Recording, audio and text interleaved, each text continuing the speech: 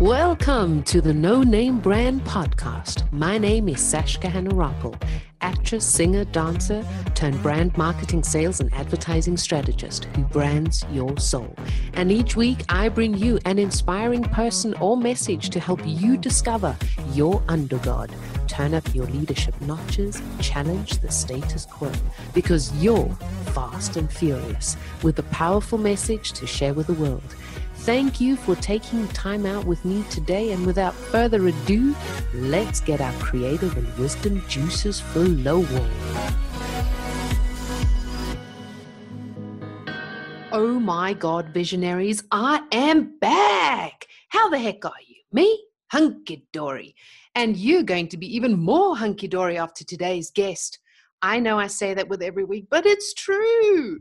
Now, our next guest wanted to win a gold medal in figure skating at the Olympics in a blue outfit. Royal blue. Not just any blue, royal blue. Instead, she resorted to becoming Rosalita from the animation Sing. Well, not physically, metaphorically, because Rosalita, she gets shite done. Like our next guest, she's creative, resourceful, and she takes big risks. Add to that her superpower of seeing the best in people. Oh, I like people like that. Something that shouldn't be taken for granted, because too often we judge a book by its cover. But not our next guest. She fantasizes about philanthropy. She wants to give millions away to those who need it, like funding education and programs and supporting women and girls. And how does she take all of this and actually make a living of it? Well, she takes the time to participate fully in all of that life has to offer by being instinctive, optimistic, and honoring her own gifts. Unique gifts at that. And she helps others find the guide to what helps her thrive and find meaning to life and business. So what do you say we put our hands together and welcome the one and only Regan Walsh? Hello, Regan. Oh, good day to you. I'm so excited to be here. What an introduction. I am blushing. Oh, wow, that's so cool. I can't see. Yeah, I am. Trust me. It's so fun to be here with you today. I couldn't be more excited. I love it. So before we start, share with us, where are you in the world today? Right now, I am sitting in my home, which is in Columbus, Ohio. And I have a home office on the third floor, and it's just like as cozy as can be, overlooking a beautiful tree-lined street.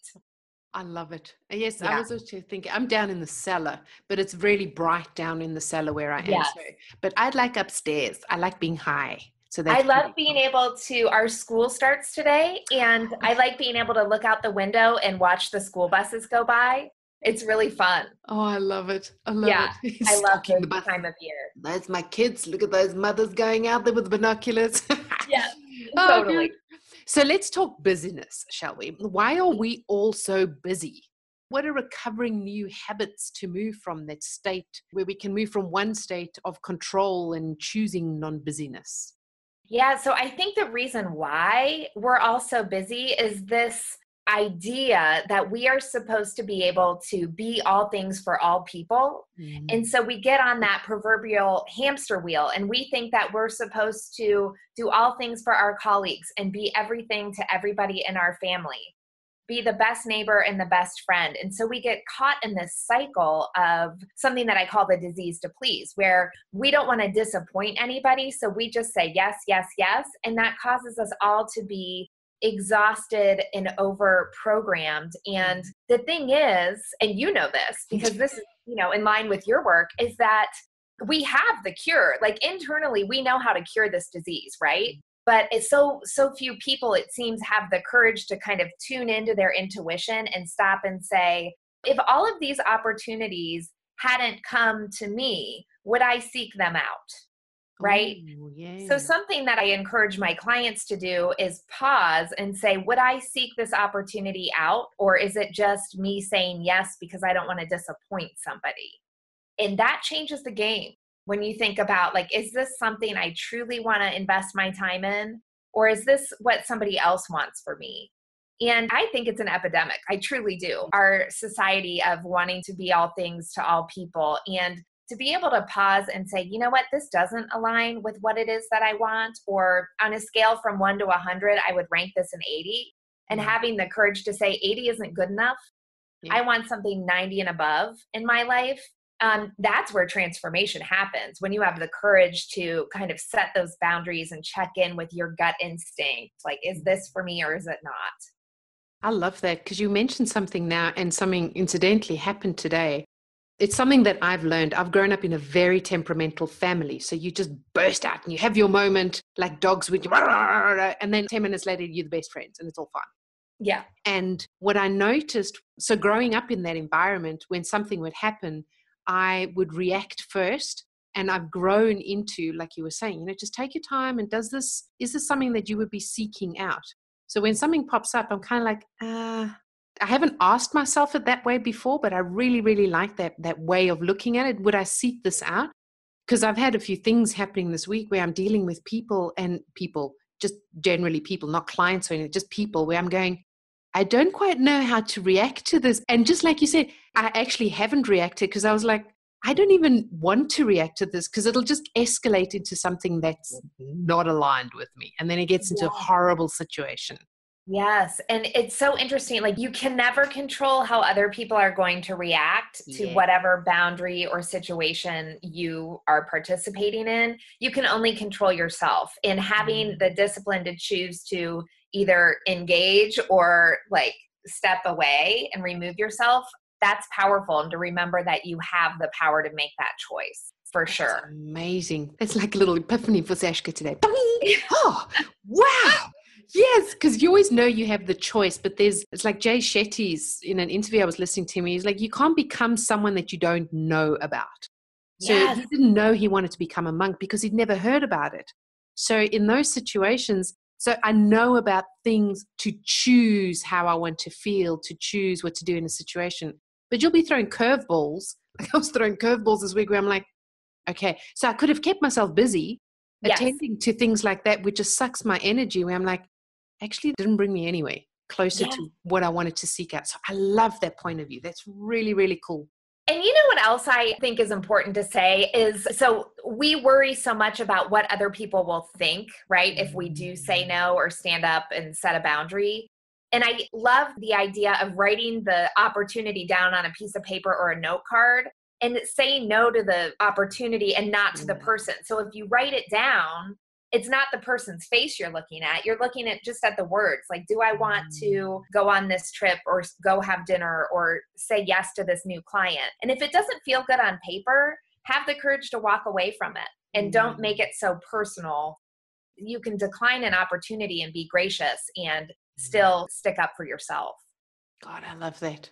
Listeners, isn't that awesome? It's freaking awesome. I think that's just like, yes. Oh, I'm so glad. Came at the right time. So you have a very strong sense of self with an ability basically to be anything but truthful. Like, sounds like me. It's like, I don't have any other option. You can see if I'm telling a white lie. I'm like, Did you learn the sense of self, or did you develop it? Was it within you? Did you watch friends or family or culture or TV? Are these things that you see instilled in your daughters as a natural thing or characteristic? I wish I could say, well, let me think about this, because I think that I probably was born with it. But, there was a long period of my life where I did not have the courage to speak my truth. Like, I wish that I could say, like, oh, yeah, I've been doing this my whole life. But when I was in my 20s, I kind of lost myself.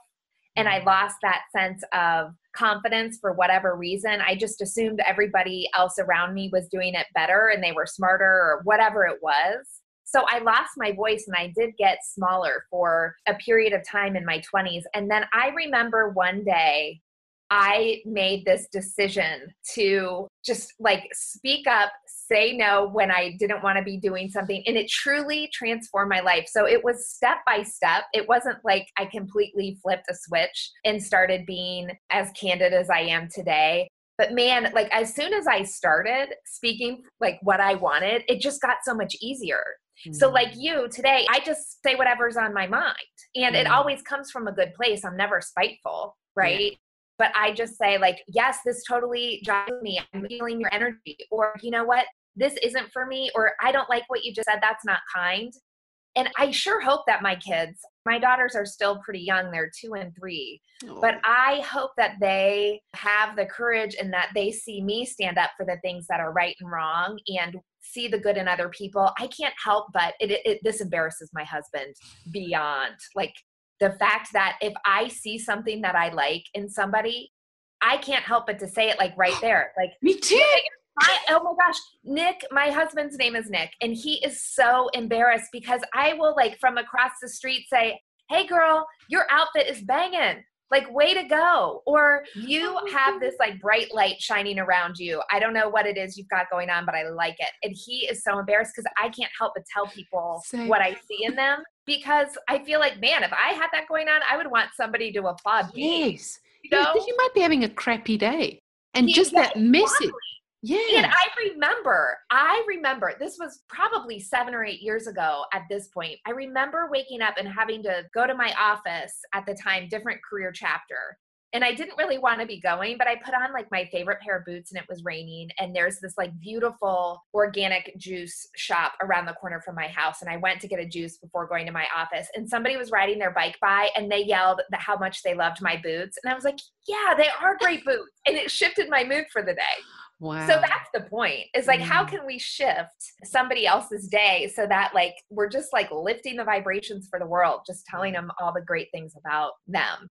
I love that. And I've spoken to so many people as well about their intuition and readers, clairvoyance and clairsentience, and how you can tune into your intuition and how strong it is within us. When I'm sitting at the dinner table and my kids will say something really nasty, you can feel that energy.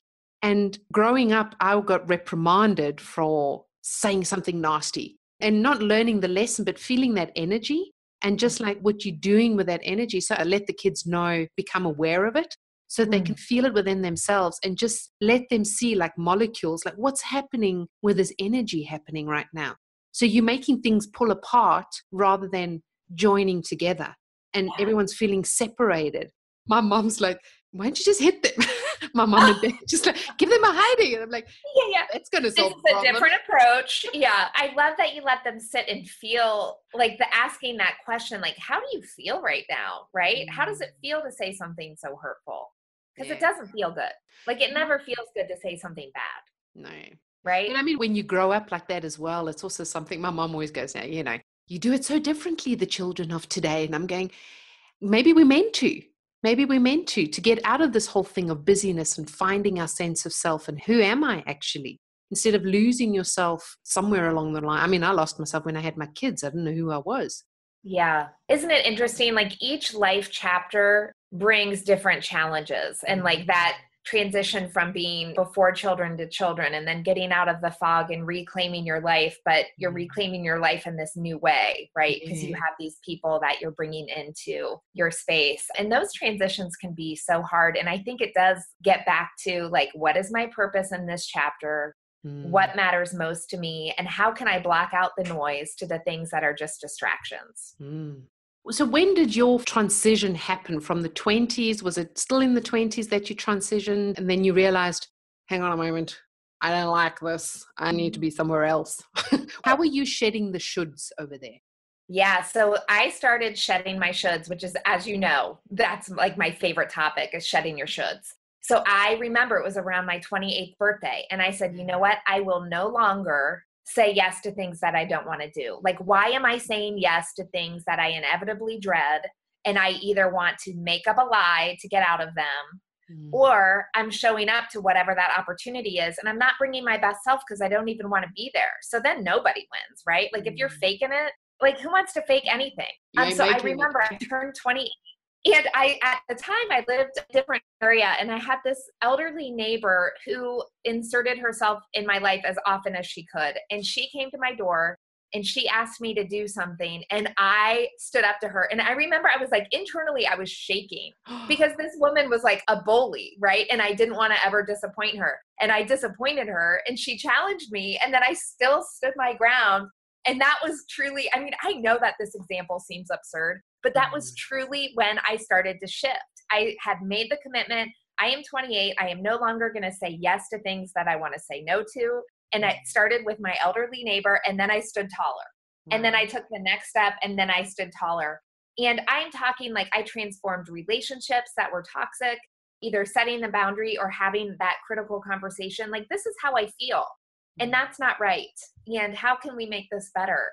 I've left jobs that after 4.25 days into a job, I left it because I knew that that job did not align with my purpose of serving other people and doing something for the greater good. And I just got more confidence with every no that I gave. And now it's just like this natural thing. Like, I check in with my intuition. Does this feel good? Is this like making me nervous, but I should do it? Or is this making me nervous because it's the wrong fit? And I sit with that and then I just keep moving forward. Yeah, I think shedding your shoulds is so important. You said something now which is really interesting. And yes, it is important to shed those shoulds. When you're in a situation and saying, do I say yes to this or not? I was just doing a Facebook Live recently and someone mentioned, what if I've been doing an idea, a business idea, but then it doesn't feel right anymore? And I was like, that is such an important question because like you were saying, do I say yes to this or do I say no to this? And it's not that simple because that yes, by saying no to it, are you saying no to new opportunities or are you hiding from actually completing something? There's a lot of involved over there. Yeah, totally. And I think it all goes down to fear. Like, what is the reason you're saying yes or no, right? Yeah. Or is it fear into stepping into this dream that you've had? I recently had a client call me and we've been working on this plan. She's totally transforming her life. She's the breadwinner for her family. She is getting ready to like uproot them, move across the country, make all these changes. And she's worked on this for over a year and her dream is coming true. She Wow. called me and said, am I making a mistake? Ooh. And that is an example of fear was blocking her from like making this dream of hers a reality. And that's a case where you need to keep moving forward. Like, you need to take the best next step for you, Yeah. right? Yeah. But there are times when the opportunity like makes you feel sick in a bad way, or it doesn't align with your values. And that's when it's a clear no. So Yeah. even understanding like, is this a good fear or a bad fear, and knowing the difference? Because the good fear, like, yeah, things are going to be uncomfortable. That's just how life is, right? Yeah. There are hard moments, but there are hard moments that you have to push through in order to like thrive and achieve what it is you want. Exactly. Exactly. And I was listening to something and I was like, oh yeah, that when you're angry, using that anger to propel yourself forward, but then you get to a point within anger where it's no longer serving you. And it's recognizing when you're no longer serving because it's pulling you down and you're in a rut. And then you're not propelling forward anymore. So Yeah. just taking those things and I'm like, oh, yeah, yeah, yeah. So you just reminded me of that as well. I'm like, yes. I love that idea of like releasing things that no longer serve you. I love that. What have you released that no longer serves you Mm. besides relationships?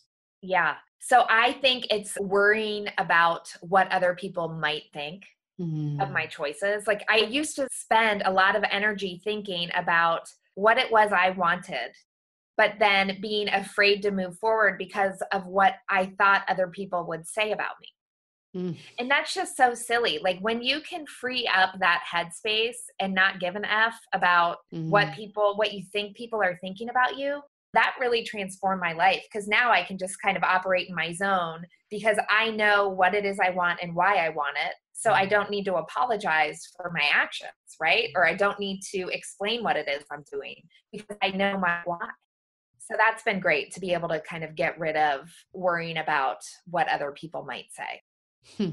It's easy for us to say now, oh, I know my why and I know my purpose and I know exactly who I am and we've worked on ourselves and you yourself, you've come to learn and appreciate who you are. And for someone who hasn't done this work, that's a huge gap to go, just be yourself, just be who you are, because you don't know who you are. Like, how am I supposed to find this person? Concept seems so far away. So how do you bring them from there to here or here to there? Yeah, one step at a time. It can be so hard. And depending on, I'm now in my 40s, and I think you could be any age and not know who you are, right? So I think something that I do with all of my clients, it's important for me to understand like the holistic view of your life and really understand like, what is your family dynamic? If you could paint that perfect dynamic, what would that look like? how would you feel? Like, what would you be spending your time doing?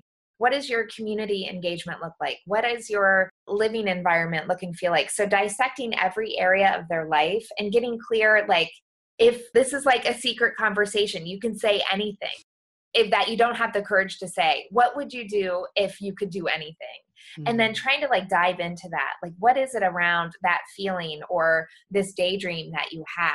That's another thing to talk about daydreams. Like, what is it that you daydream about and how is that related to your purpose? Because I think that the things that we fantasize about are there for a reason, right? Yeah. Like, I truly fantasize about philanthropy, and I mean, it moves me to tears anytime I allow myself and give myself the time to daydream about giving away millions of dollars. Like, I will start sobbing because to me, that just feels like so powerful and so real, and I want it so bad. So what is it that you daydream about? That's a great place to start. And like, why is that daydream relevant to your life? If you weren't here now as who you are now, where would you be? Like anywhere in the world at this current time? Who and where would you be? Who and where? Oh my gosh, that is such a powerful question. You know, I feel like there would be something, and I don't know where in the world, but someone like a missionary doing something, some really good work. I don't think I have the courage to do that type of work, but I wish that I did. I wish that I could go and see really hard things and be there for people and let them know that they're not alone and that they're seen and that they're heard. I mean, if I had like a courage coat that I could put on, because people who are able to do that and that it doesn't break them completely, man, that is so impressive. I would love to be able to do that. What do you think stops you? Oh my gosh, Sashka, I am so sensitive. If I read something or see something or experience something, it's hard for me to let that stuff go. And I carry people's sorrow. There are moments where it's debilitating for me. I just get like so sad when I know somebody is hurting, and that's for sure what stops me. There was a time I started researching human trafficking because I wanted to be part of the solution. It's interesting where I live, there's kind of like this hub because of our highway systems. So oddly enough, Columbus, Ohio, like there's a lot of issue here with human trafficking, which you wouldn't expect. And the more I read and the more I researched, like I was losing sleep. I was like physically getting ill because I can't not stop thinking about these stories. So for me, it's really hard to kind of disconnect. So that's why I want to be able to give away money, because I don't have the strength to do like the groundwork because it's debilitating for me personally. It's too heavy. That's such an honest answer. Thank you. Thank you for sharing that with us. Yeah, you're welcome. And I promised to be honest, I don't have it. I wish I did. Oh my God. What is the one thing that you wished you were asked? Just in life or from you? Yeah, just in life. Oh gosh, you are so good at this. The one thing I wished I was asked, like, I think just the question of why do we think that this is okay? Like this life of busyness. I think that that's such a powerful question because it's something that I don't believe is okay. Yeah. Right? Like I want to challenge everybody. Like, this is not okay. Why are we pretending that this is okay? What's going on? I want to call out my family and my friends and all the people and say, like, let's get real intentional. Life is too short. Like, don't wait for that other shoe to fall. And I think that's such a powerful conversation. That's something where I don't always want to insert myself in other people's lives. But if they ask the question, I would totally go after and challenge their way of doing things if it is sucking them the life out of them. It's okay to be busy with intention if it's propelling you forward and it's making you feel like on fire in the good way. But a lot of people aren't doing that. No, it's people pleasing and fear. And it's such a good starting point. It's like the question that I asked you, just be yourself. It's such a broad question with so many answers. And it's the same like being busy, that you don't have to be busy. Like, unless it's intentional, but yeah. Yeah, and a lot of times busy people don't even know. Those are the people that don't know who they are. right? Because they're so busy pleasing everybody else that they don't even know what their own voice sounds like. Yeah. And that's scary, right? Yeah. It's really scary. So what are the next steps for Regan Walsh? Where's she going? What's the vision? What's the upgrade level? Yeah. Gosh, my vision, I am so lucky that I am just so content with this life chapter. So I envision that my family will stay put here for a while. My business is growing and shifting. I will still keep my one-on-one clients. That's so special. But I am getting into the online space so that I can help more people because that's where I thrive. And for me, the opportunity to help other women live their best lives, that is where I feel on fire, and just getting a lot of messages recently from people that haven't been able to commit to one-on-one coaching, but saying your message has hit me in the face so many times. I want more of that. So I'm really excited to give that to more people and make a bigger impact so people can then carry that forward and impact the world. I love that. We're coming to the end. I don't like when we come to the end, but I have three more questions. Okay. Well, two more questions. Well, I don't have time for two more. So Okay. Tell me, how do you want to change or challenge the world doing what you do? So I want to challenge specifically women. I mean, men as well. I do work with men, but women. I want to challenge women to do things differently. I want to know why you think it's okay to be all things to all people. Because you never truly can be, right? No. So that is my challenge. Yeah, you can't be. Spoiler alert, you will fail. You will fail if you try to be all things to all people. Yeah. Why do you think that's okay? That is my challenge. And what I want them to change is I want them to get real confident, unapologetically confident in their why, and focus on what it is that matters to them, and let all that other stuff just pause on it. Just pause and see what happens. See what happens if you allow yourself to operate in the space you were meant to take up. Because great things happen, right? If you focus on your best, everything around you change. Everybody else will rise up if you focus on if you're in your lane doing what it is you are meant to do, everybody around you wins. And think of the impact. If you think of that, and then those people start doing it, and everybody in their circles wins. I mean, we can move mountains. I know that we can do this. We can all be better. Let's challenge everybody we know to be better. They deserve it, and so do you, right? Definitely. I'm goosebumps. We vote for Regan. I'm so proud. Regan for president. Oh, man. Oh, I love no it. way. So I have my 3 core values, and I'd love your input on it by filling in the blanks. So passion for you is? Loving, just loving. That's my passion. Loving people as best as I can.